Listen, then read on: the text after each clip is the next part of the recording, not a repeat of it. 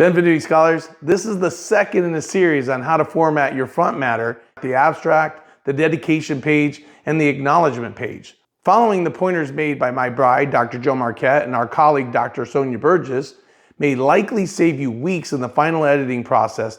Also, be sure to check your institution's template regarding formatting requirements, which may vary from what is shared in this video. Take it away, ladies.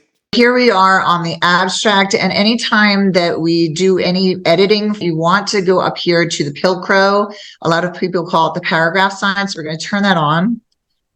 And once you turn that on, you'll see everything in edit mode.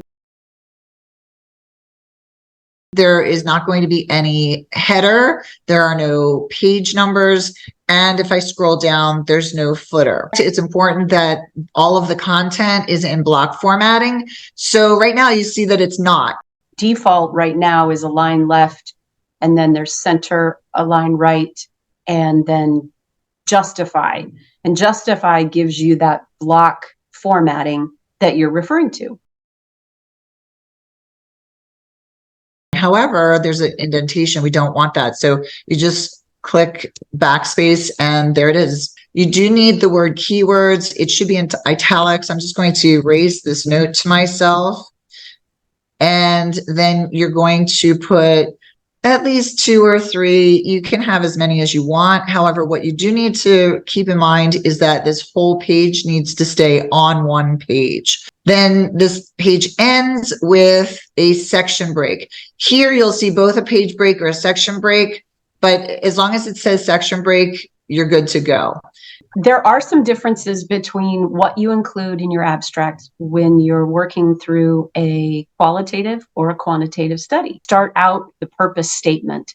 And so in that purpose statement, it includes the methodology. It also includes the design, the theoretical foundation. The research questions need to be shared in narrative form.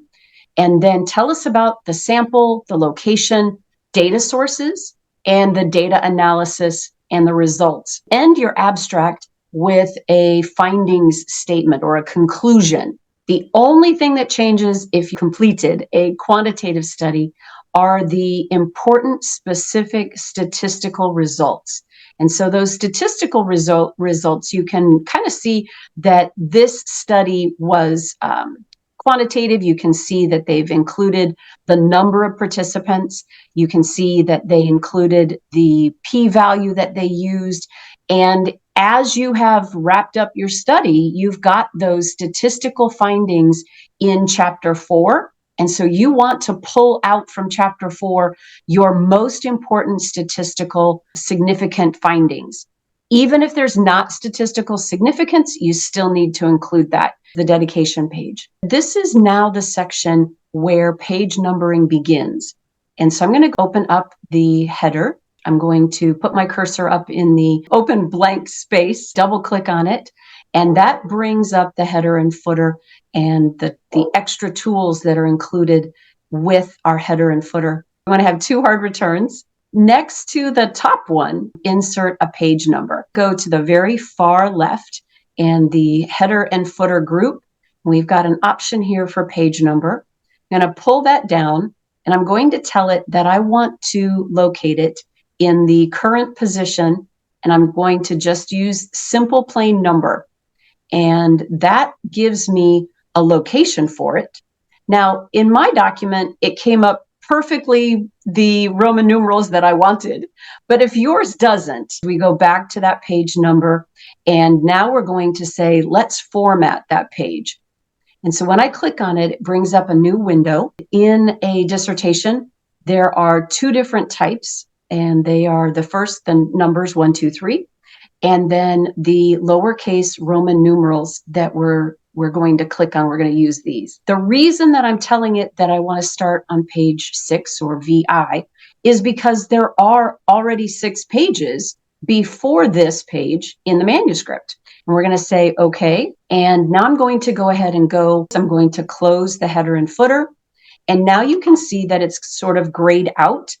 But when I scroll down past my dedication page, the numbers stay intact in the acknowledgement because that's part of this section We went ahead and we included a page break here. The most creative dedication I saw was actually a poem that the learner had written, and that leads us to the acknowledgments page. And in naming them, I highly recommend that you not only use their title if it's doctor, but also their first name, because there may be other people with the same last name. Double check your spelling, check for typos, check for punctuation and proper grammar. And to do that, I would recommend taking the Pilcrow off. And then you can look to see, oh, did you put a comma in the right place? Or should there be a comma? Should there be a period? And we see that it ends in a page break. Thanks, Dr. Joe Markette and Dr. Sonya Berges. Again, this is a series on how to format your front matter and dissertation, so be sure to check out the other videos in this series. Let me help you get to graduation.